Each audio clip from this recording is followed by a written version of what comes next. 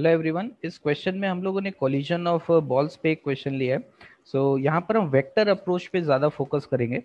Problem statement देखते हैं। Problem statement है हमारे पास कि a ball A is moving with kinetic energy of 4 joules on a smooth horizontal surface. Another ball B whose mass is half of ball A collides with A with a striking speed v naught and then after collision the speed of A remains unchanged. तो initial जो speed है ball A का, speed unchanged है लेकिन direction change हो सकता है।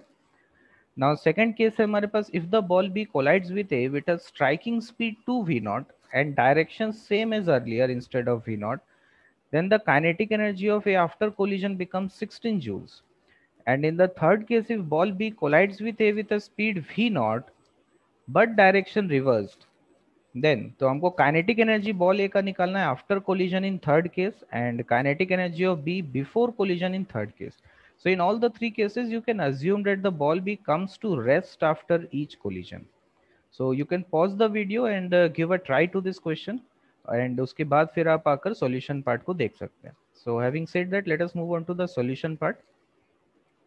So question मैंने यहाँ पे वापस से कॉपी कर रखा है. तो आप देखिए यहाँ पे पहला केस हमारे पास क्या है. फर्स्ट केस में बॉल ए जिसका मास है हमारे पास m, उसका काइनेटिक एनर्जी आपको दे दिया है, दिस इज 4 जूल्स. जब मैं इसको वेक्टर फॉर्म में अप्रोच करना चाहूंगा तो मैं लीनियर मोमेंटम लिखता हूं यहाँ पे. So let us assume that linear momentum of A in the first case before collision is p, और इसका वैल्यू आप under root of 2 times of mass into kinetic energy is 4, so under root of 8m हो जाएगा इसका initial linear momentum. Particle B का mass आपको बोल दिया है b/2 and the speed of this particle is v naught before collision.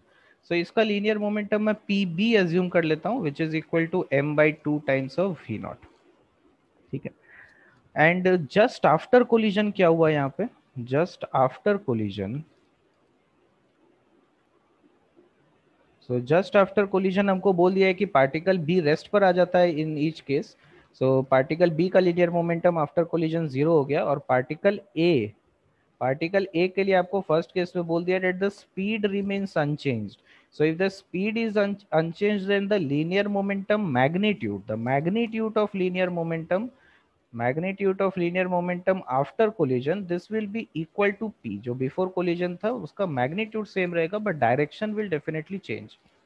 तो इसको वेक्टर फॉर्म में हम कैसे रिप्रेजेंट करेंगे. अगर आप लीनियर मोमेंटम कंजर्वेशन यहाँ पे यूज करिए, कंजर्वेशन ऑफ लीनियर मोमेंटम से हम बोल सकते हैं for this system, initial linear momentum of A, let us call this as pi, initial linear momentum of A plus initial linear momentum of particle B is equal to final linear momentum of particle A. First two vectors LHS में दो vectors है, इनका vector addition आपको ये RHS वाला term देगा. Let us draw.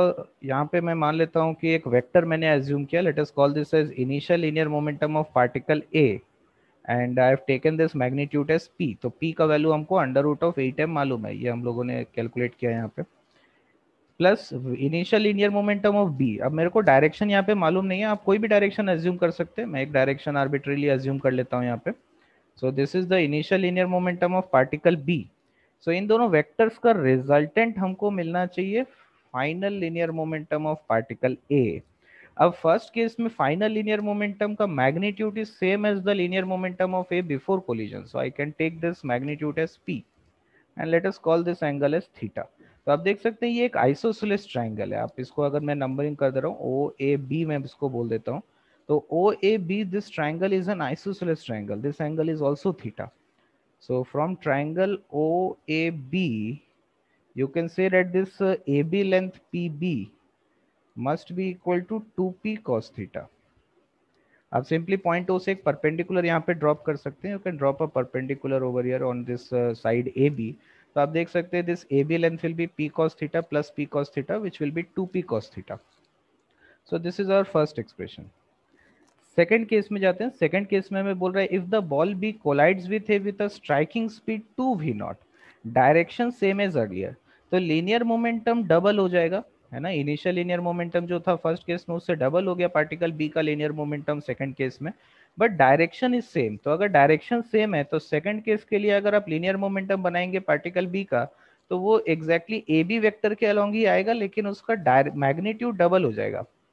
So second case में जो लीनियर मोमेंटम हो गया पार्टिकल बी का, this will be 2pb. So B B dash length must be also equal to PB, है ना, ये टोटल लेंथ जो होगा this is 2pb. So in all the three cases initial kinetic energy of A is same, है ना, initial kinetic energy या initial linear momentum vector जो है ओ ए वेक्टर, ये हमेशा सेम रहेगा. So what will be the linear momentum of A in second case after collision, वो हो जाएगा ओ बी डैश वेक्टर हो जाएगा. सो सेकंड केस में आपको बोल दिया है कि kinetic energy of ball A becomes 16 joules. ठीक है, तो आप देखिए यहाँ पे इस एक्सप्रेशन में सेकंड केस में आप क्या बोल सकते हैं कि अगर काइनेटिक एनर्जी 16 हो जाएगा तो final linear momentum of A in second case will B under root of 2 into mass of A into kinetic energy 16 joules. So this is simply 2 times of under root of 8m. ठीक है, so linear momentum 2p हो गया. So this OB vector will have a length of 2p. Now from this triangle OAB dash, इस triangle में अगर मैं cosine rule लगाऊं, so I can write cos theta is equal to this cos theta angle A, यहाँ पर theta के equal है, so cos theta will be equal to p square plus A B dash length का square मतलब 4pb square minus this length 2p का square मतलब 4p square divided by 2 times of p into 2pb. Now from equation 1 I also know cos theta is equal to pb by 2p. ठीक है, सो इस expression को अगर आप solve करेंगे you will get 3p square equal to 2pb square. So you can trust on the mathematics and you can try this simple calculation. तो आपको ये रिलेशन यहाँ पर मिल जाएगा. सो इस रिलेशन को अगर आप देखेंगे तो इक्वेशन 1 से आप cos थीटा का वैल्यू निकाल सकते हैं. आप लिख सकते हैं pb is equal to 2 times of p. So from this second equation I can put value of p is under root of 2/3 times of pb into cos theta. So from here I'll get the value of cos theta is root 3 by 2 root 2. So this is the value of cos theta. So let us call this as equation 3. Next third case में हमको बोल रहा है in the third case the ball B collides with A with a speed v naught but direction reversed. So अब linear momentum को हम कैसे बनाएंगे, यहाँ पर पार्टिकल बी का लीनियर मोमेंटम का मैग्नीट्यूड सेम होगा जो फर्स्ट केस में था, स्पीड v नॉट है तो linear momentum will be pb, लेकिन डायरेक्शन रिवर्स हो गया है तो यहाँ पे इधर नीचे की तरफ बनेगा exactly anti parallel to initial linear momentum जो फर्स्ट केस में था. ठीक है, so linear momentum of A plus linear momentum of B will give me the final linear momentum of particle A after collision. In all the three cases, B comes to rest. So let us call this as B